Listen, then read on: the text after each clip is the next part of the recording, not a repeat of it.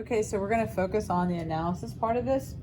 We've got a clean watch glass. We're gonna zero it out. We have allowed our aspirin to dry. And so we are going to place our aspirin on there and find out what the mass is.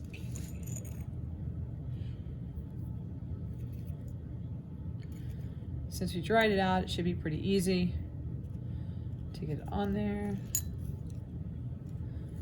Try not to lose any. Okay, and this is why I have these flat spatulas that sometimes y'all like to take from me, but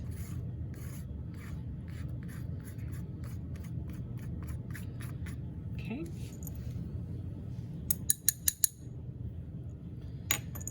So remember, we weighed our filter paper before we began, so we can weigh it afterwards and check that. So I'm getting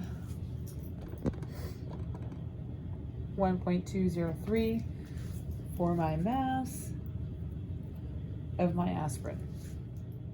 And so the significance of this is that we can figure out what percent it is.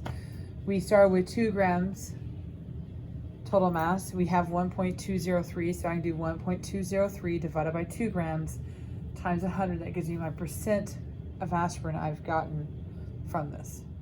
So I am going to want you also to compare back to store-bought aspirin.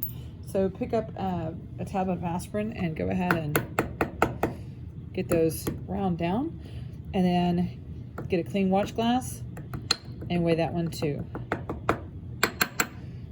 And we'll see if we can do it just 1 aspirin. If not, we can always get 2 aspirin also. Okay, so I'm going to show you a few tests that I would recommend for testing on it.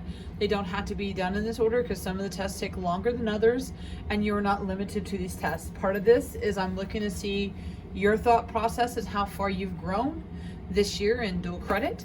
So just make sure that you always clear everything before you do it. So one of the first tests we did back in the fall is we did melting point tests. And so I'm going to connect up my melting point apparatus, and there it is. I've already taken the time, and I've got one of my capillary tubes filled with my store-bought aspirin. I'll put that in, and then I've already loaded up my other one with my aspirin I've made. I will give you the reminder that you do have the tube there available to help you get those stacked down. And do take time to look at the difference between your store-bought aspirin and your made aspirin, okay? And once we have that, we're gonna set our melting range, and you may have to look that up, PS, by the way. But you're gonna set your melting point, and you're gonna let it go to town. Okay, so if you've looked it up, hopefully you figured out what your melting point will be for aspirin. Again, you can look that up and find out where we need to set our melting point apparatus at. Okay, and then I'm just going to let it do its thing and check on it occasionally. So remember to periodically check as you're going through it. One of the best ways is to be looking through the eyepiece and twirling these a little bit so you can see if there's any changes in that. Okay, so I have reached my melting point. I've already passed it actually. About 136 it started melting because it's 136 Celsius, 278 Fahrenheit. And the one thing I want you to pay attention to is, does the aspirin in that also melt at the same temperature? And hopefully we find out that it does. So the melting point of salicylic acid is 158.6. So if we see a melting point before that around a 136, like we did on these, then we know that we've created our aspirin, okay? Now it's not a conclusive conclusion. Obviously, we're gonna do some other tests with it too. I'm gonna show you one other test, and then the rest is up to you to determine what you're gonna test and how you're gonna test it. But this is one way of determining it, okay? Because I can graph it, I can see when it starts melting and when it finishes, and hopefully it's before that point of which salicylic acid actually melts, okay? Okay, again, you're not limited to these tests, but I'm just going to give you just some ideas, all right?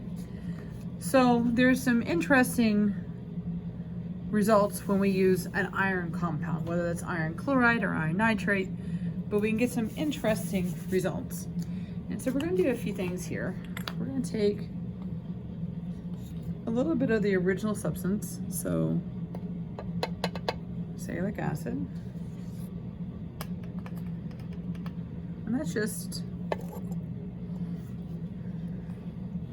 2-3 wells. Okay, now I'm going to clean my scoopla before I do the next part. All right, I'm going to grab a little bit of our sample. So it looks like a good one there. There's a good one there. And I don't need much, because again, we're analyzing it, trying to tell what we know about it. Again, I'll clean my scoop off. And now I'm going to use my tablet.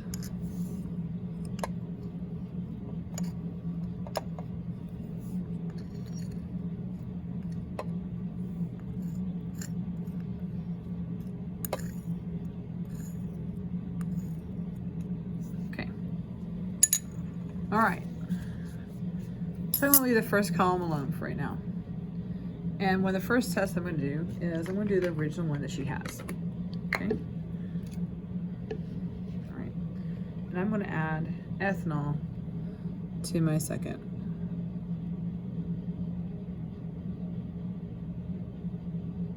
Okay, and she says only 5 drops. Okay.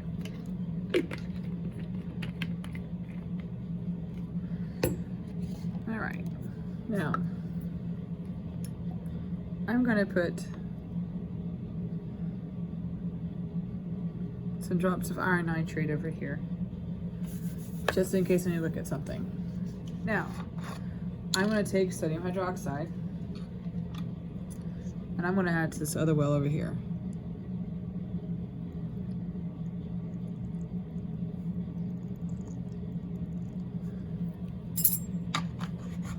All right. And now what we're going to do is we're going to add a little bit of the iron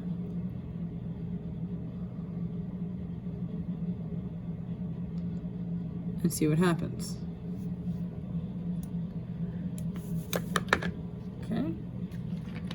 And so, I'm going to take a little bit of my ethanol and over here just so you can see. And I'm not going to tell you what to think, okay? I'm just setting this up, right? You may have to stir on some of these to see what's going on, all right? So we'll stir. And like I said, I'm not going to tell you what to think. This is on you to figure out what's going on. What does it mean when we get these results? And what does it tell us about our synthesized aspirin?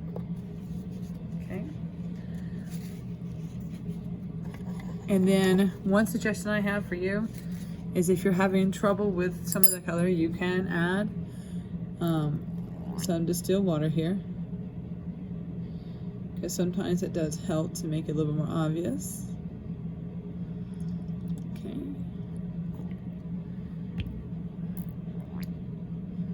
And see if you can figure out what we can conclude from this. Okay, and again, you're not limited only to these, but these are some good tests to start with. All right, good luck on your lab rat. Live long and prosper.